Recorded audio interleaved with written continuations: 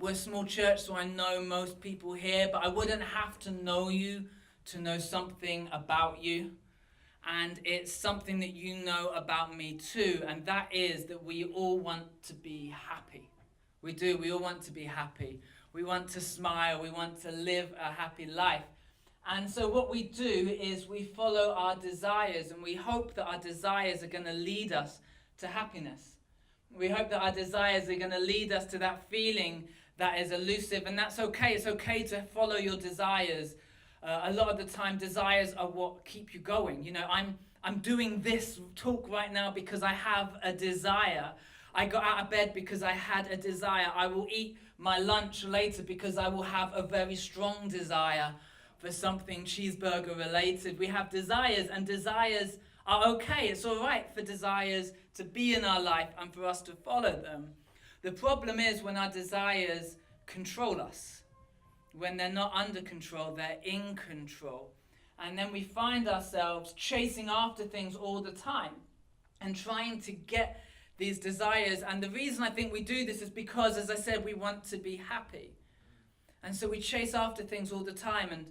And I find myself, I work and I work and I work and I sacrifice and I push so that I can get that thing that I'm desiring. And the problem is that these desires, they never really satisfy us as we hope they will. There's a medieval scholar called Thomas Aquinas, St. Thomas Aquinas. I think he might have been a saint, who knows. We'll give it to him either way. But he's this Italian medieval scholar, and he asked this question. He said, at what point will my desires be fulfilled? What will I need for all of my desires to be fulfilled? What will satisfy human desire?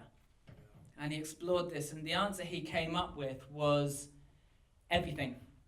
You would need everything for your desires to be fully satisfied. You would need to try every item at McDonald's.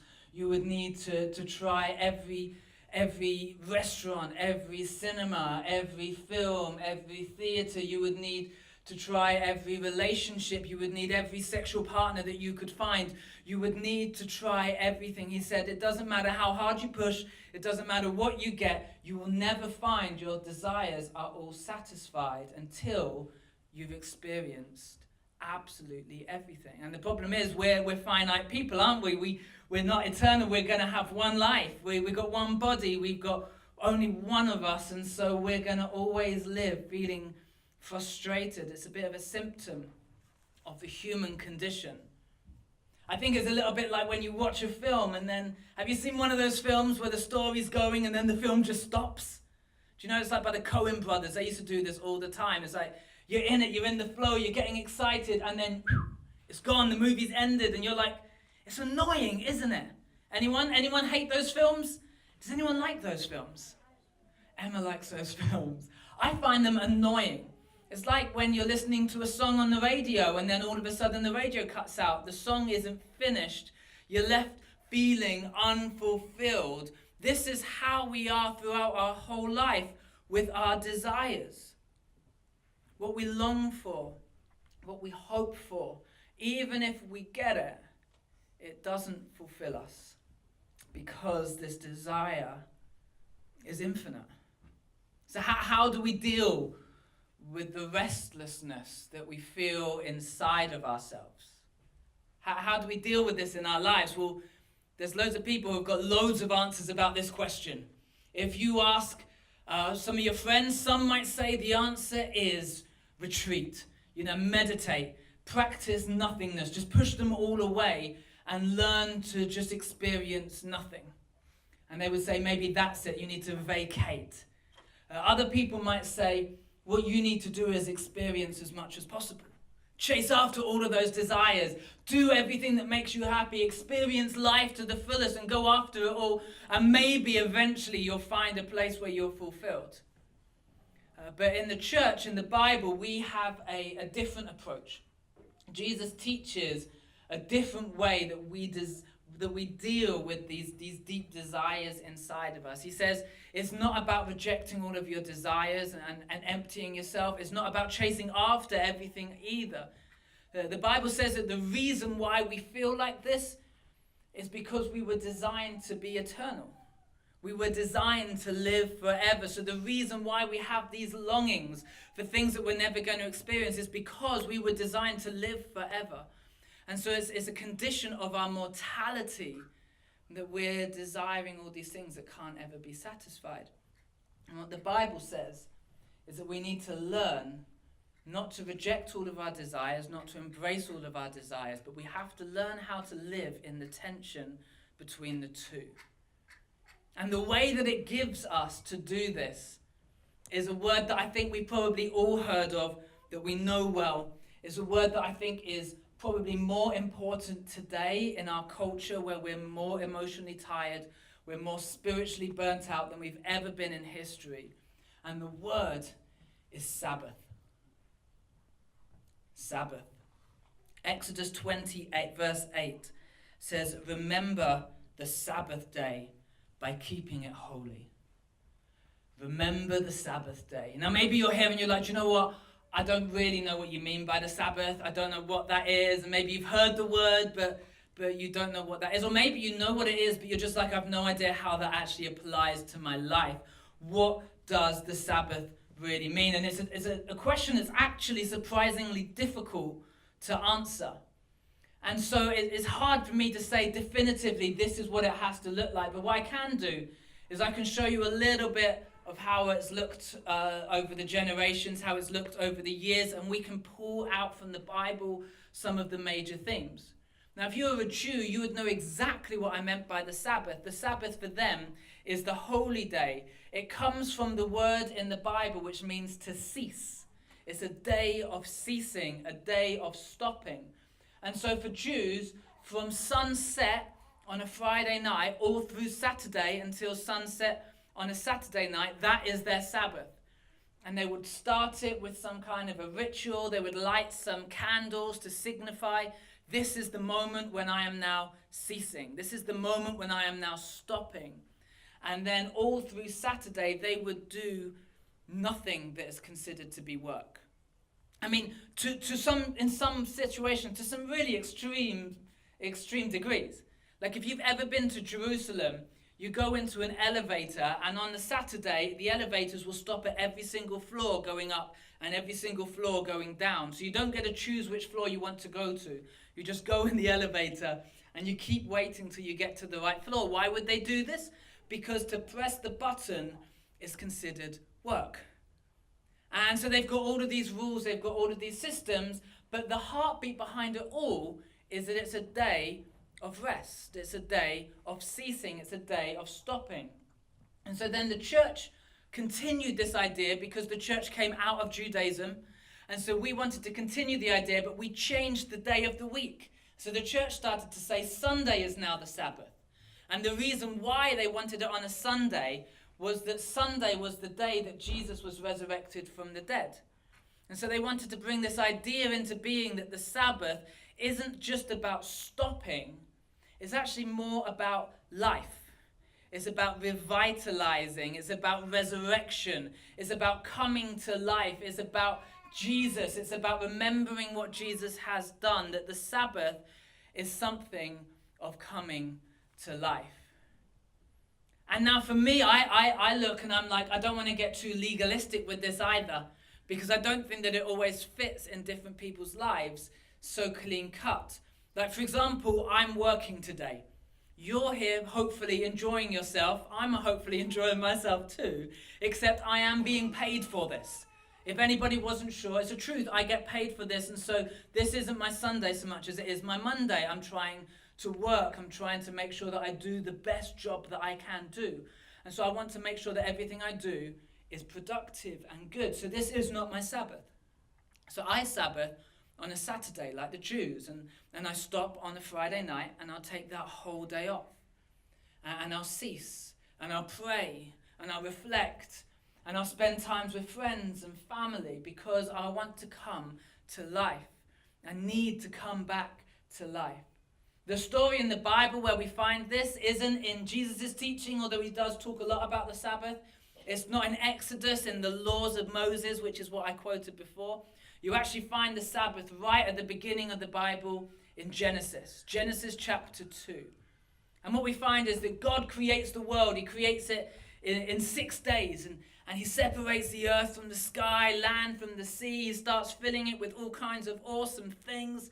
Puts in like platypuses and whales and midgets. And he's got all of these amazing ideas for animals. And he's like, what if I took this off here and put it on that bit? Oh, that's quite fun. Now I've created a monkey. And he does all of this great stuff. He creates the world. And then he creates like man and woman. And he puts them in this world. And the picture of creation at this stage isn't this perfect utopia of completion. It's a world which is actually needing to be built still. It's more barren, and it's more kind of like, here's all of the building blocks. Now what are you going to create with this? And he says to man, I want you to multiply, I want you to be fruitful, and I want you to reign. And we've spoken about this already. The idea of reigning is partnering with God in creating the world. He says, I actually want you to create this world with me. And so he's given them this amazing job. He's given them this mission. He's given them all of these abilities. And then he says, now before you go, let's stop. Before you go, pause. And you might read the story and go, well, what have they got to rest from?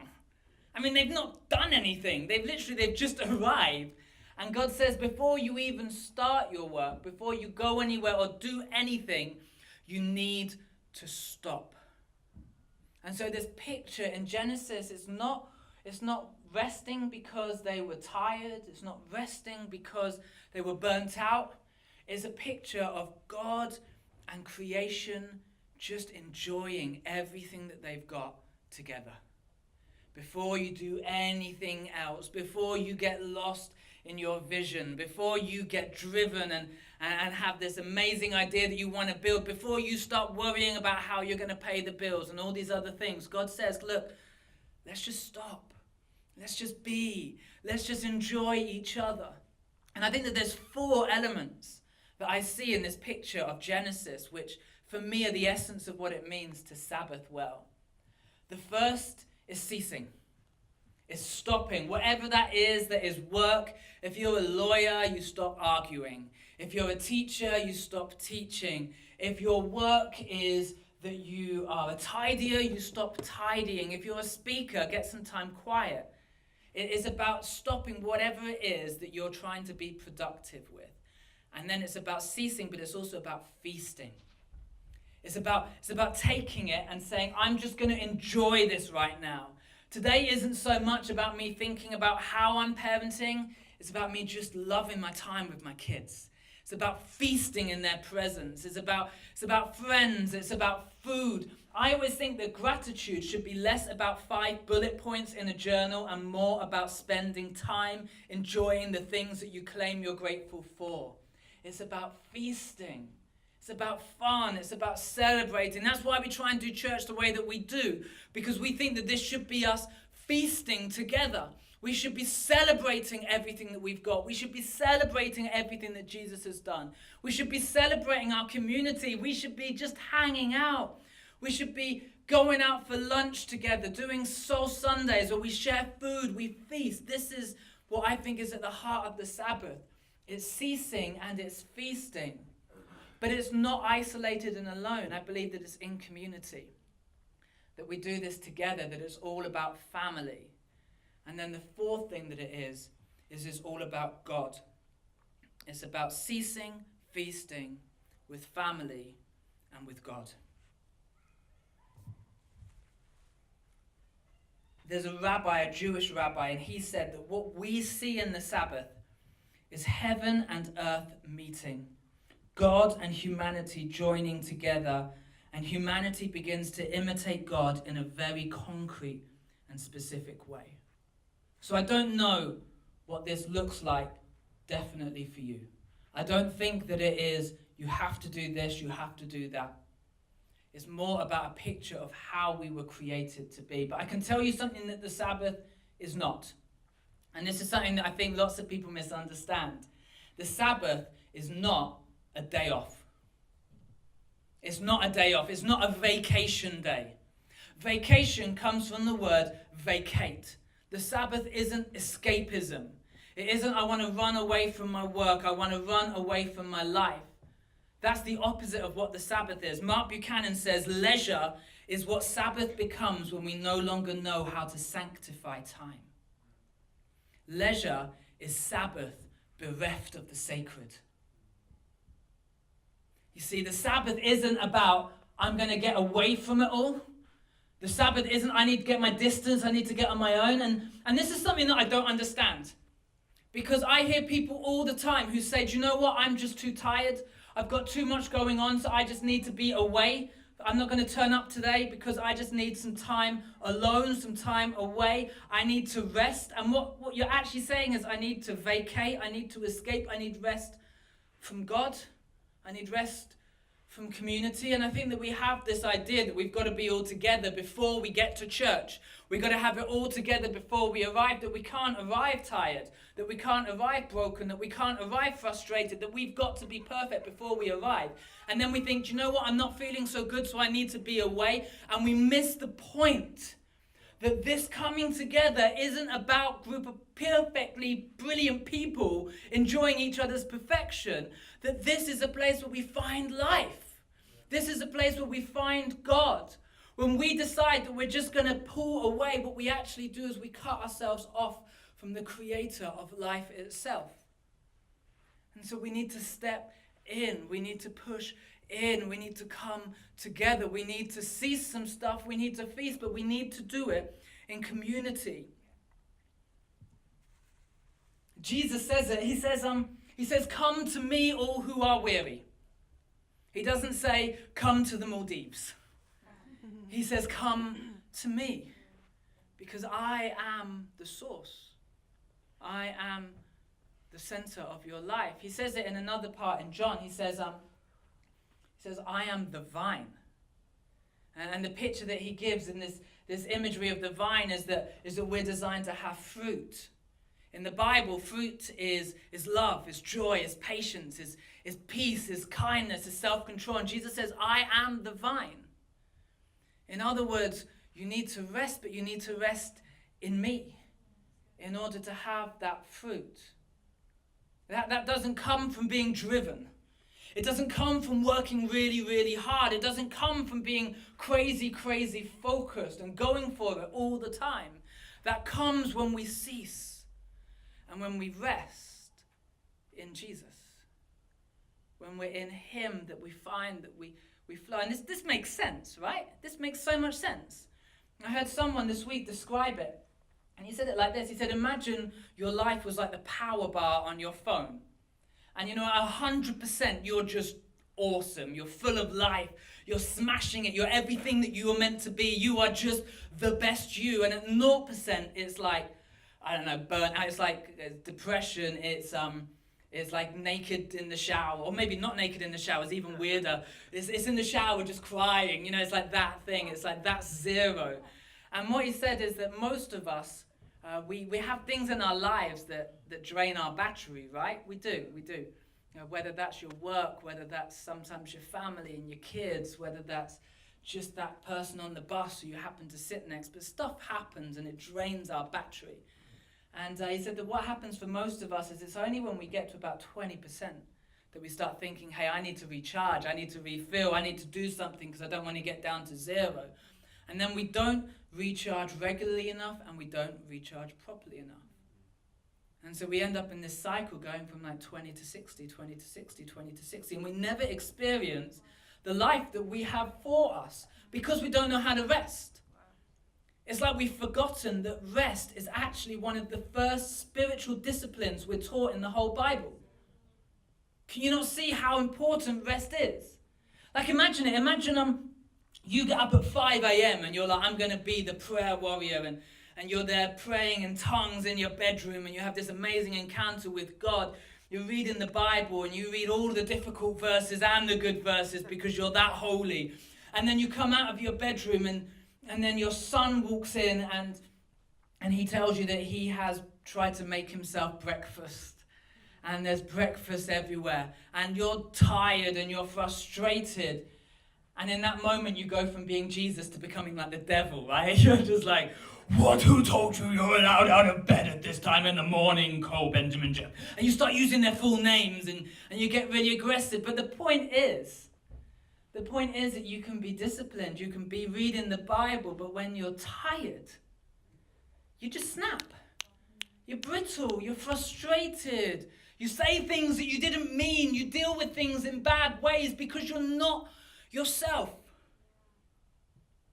Because you've just let yourself go too low and never focused on coming back to life in the way that you should.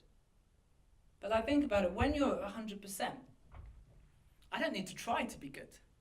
I find it easy. I'm nice to people easily. You can come, you can be obnoxious, and it's just water off a duck's back. I'm happy, I'm easygoing, I'm alive, and everything flows because I've rested. You know, the Bible tells us that we have two purposes in life, to love God and to love each other. How much easier are those to do just simply when we've learned how to rest properly in the presence of Jesus? This isn't optional. This isn't like one of those laws like speeding around the town where you did 40 and a 30 and you're a little bit naughty and you paid a price. It's not that kind of law. This is more like the law of gravity. It's like getting an apple, throwing it up and just hoping that it won't come down again. You were created to rest. You were created to rest in community. You were created to rest in community with Jesus. And there is nothing that will satisfy you outside of him. There's this other story at the beginning of the Bible in Genesis. Before God's created women, he'd created man. And he looks at man, and it's the first time that God says something isn't good. Everything is good, everything is amazing. And then he looks at man and he's on his own and he's like, this isn't good. But what's funny is God knows the solution straight away, but he doesn't just do the solution. He goes on this like scenic route, this detour. He's like, okay, Adam, I'll tell you what you've got to do. I want you to go, and these are all the animals around you. Your job is going to be to name them and to see whether any of them are going to be a good partner for you. And so like Adam's going around and he's like, oh, this one's really good. I'll call you Wolf. And he's like, yeah, it's good, but it's not good enough. He found a dog, his best friend maybe, but it still wasn't good enough. It's like, this one's awesome, it's a monkey, we can have lots of fun, but it just wasn't quite challenging enough for him, whatever. But he does this job, he goes all around creation, naming animals. And at the end, he's like, do you know what, there's still nothing, there's still no one who I can connect with who's going to satisfy me. And I think that God did this to show Adam something. He needed Adam to realize that there was no partner for him except Eve. That there was nobody in creation who would fulfill him except for his wife, who was created perfectly for him. That the animals weren't going to do it. He had to see that there was nothing else which was right for him apart from the perfect partner that God created for him. And in exactly the same way, you need to recognize that there is no day that is going to bring you to life except the perfect day that God created for you to encounter, to experience, and that is the Sabbath. God created you for the Sabbath. We think that we are the peak of creation. He did all that other stuff and then he got to man, and some women are like, then he got to women. But we think that it's us, don't we? We think that we are the peak. But we're not. The peak of creation was the next day, when we just celebrated, we just enjoyed it, we just had fellowship, which is a really Christian word for fun in community.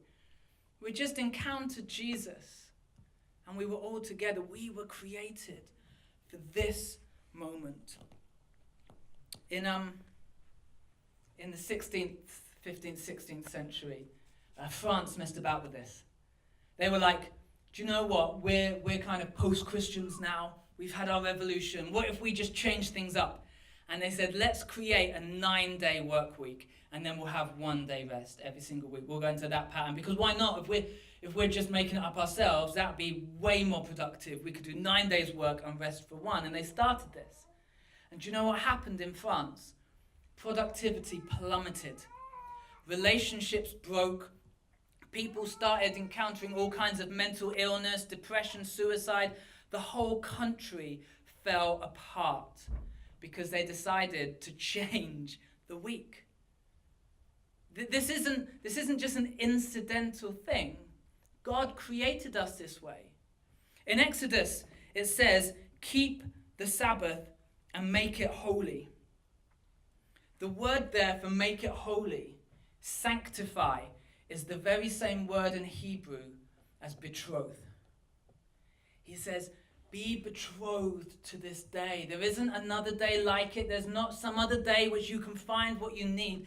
This day is a day you need to commit to, whether you want to, whether you're not. Whether there's things that are important that are happening or whether there aren't. Whatever's happening in your life, he's like, I want you to be committed to this day in the very same way that you would be committed to a woman or you'd be committed to a man.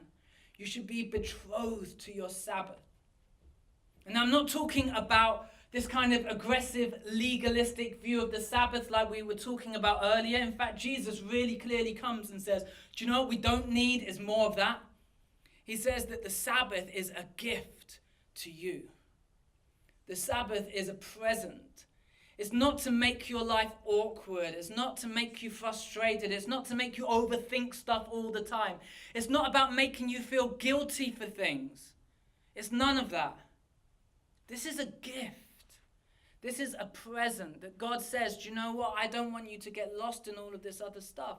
I want to make sure that you have time together with me for flourishing and for life. And this is something where I've struggled. I'll be honest. I was talking to Emma about this before and I was like, no one keeps the Sabbath anyway. We all work all week. We all do 7-day work weeks. And she was like, is that everyone or is that you? And I was like, ouch, okay, yeah, hands up. It's me. And so I want to just be honest, right? I struggle. I struggle to stop thinking about church all the time. We go on date nights and we're like, so, what do you think about the worship? Like, it's that, I can't stop. And then I'll go out to the park with my kids and I'll play with my kids, but you know my head's at. I'm thinking about all the things that we could do. I'm thinking about great, and don't hear me wrong. I love church. This is why I'm like this. And I do think that what we do is important. And I do want to do something amazing with my life. I want to reach people. I believe that there's people who need Jesus, and I want to be part of that solution. I want to help them. I don't want to get to the end of my life and look back and think, well, what if I'd have tried a bit harder? I don't want that. But what ends up happening is my vision, as good as it is, starts to control me. That my desires, that my hope, as holy as I might hope that they are, they start to control me. I never enjoy them. I never get the moment to just be, to just feast, to just celebrate. People phone me up and I'm like, you're distracting me from my work, and I miss the fact that maybe the distraction is actually what God is really calling me to in that moment anyway. I think that when we learn to Sabbath, it actually doesn't just give us one day of rest. It teaches us how to bring the Sabbath through every day. How to work in a healthy way without it controlling us. How to be a dad, how to be a mom, how to be a boyfriend or a girlfriend in a healthy way without it controlling us. It goes all the way through. A few months ago, I decided I was going to brew my own beer. Yeah, it turned out as badly as you're thinking it might. It was a disaster, but I spent about 12 hours just like boiling and stirring hops and filtering things. And then for about the next 7 days, my house just stunk of beer. Like it just stunk, but not even beer like beer in a pub. Like there's a really specific smell that I'd never smelt before, which is the smell of hops boiling. It's a really, really unique smell, and I kind of liked it. I enjoyed it. Emma, less so. But I really enjoyed it. But then what I realised was the next day I went out of my house and I walked into Stockport. And I was walking past Robinson's Brewery. And there was that smell. It was right there. And everywhere I walked around Stockport, I realised that if I stop and I just smell, provided the wind is in the right direction, I can smell that same smell. But I'd never smelt it before because I'd not learned how to identify it. My point of this random story is that if we learn to dedicate a day to the Sabbath, if we learn what that really means, then it doesn't just become one day, it becomes something that you start to smell the fragrance of in everything that you do. That one day brings you to life, and that life happens all through the rest of the week. You start to experience the Sabbath everywhere you go because you are holding that one day well. It permeates absolutely everything. So this is the question: how are you doing with this? Are you brittle? Are you frustrated? Are you burning out? Are you finding that you're vacating and you're running away as opposed to stepping in? You're trying to get away from it rather than trying out how to find life and hope in the center of it? Is this something where it's like I do it when I need to, but I'm distracted all the time? Or have you actually said, I'm going to put some stuff in place to make this happen in my life? Imagine if all of us were fully rested. Imagine if all of us were finding it easy to be fruitful, easy to be loving, easy to be kind, easy to be good.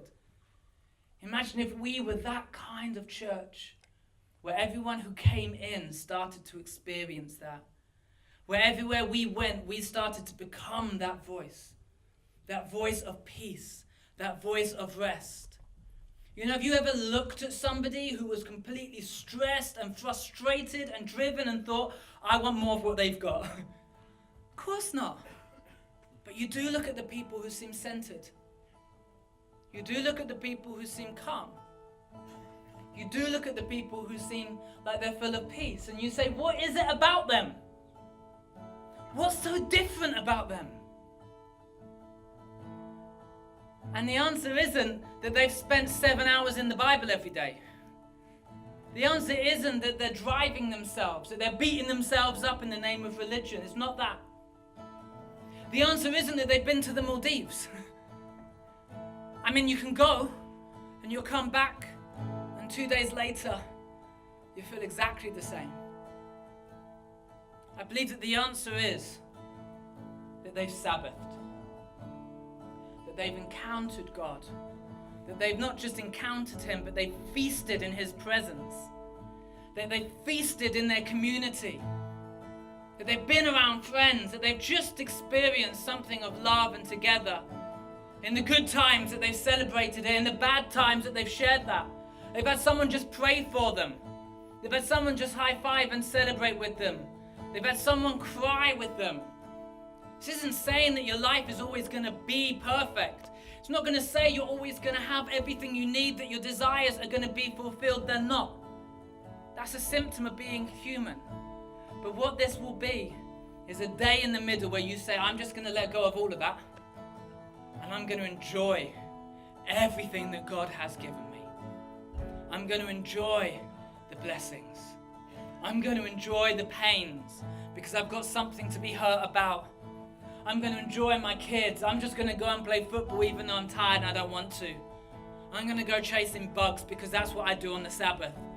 I'm going to invite people around for a barbecue. I'm going to open up a bottle of wine that was too expensive because today I don't think about the money. Today I just enjoy this moment with the people I love, with the Jesus who died for me so that I could have this connection with God again. Imagine if we were that word in the world. You can think what difference that would make in our society now? With the stress, with the frustration, with the pain, with the confusion. We could just be that community that says, hey, do you know what? Let it all go. Just come and be. Be present with us right here.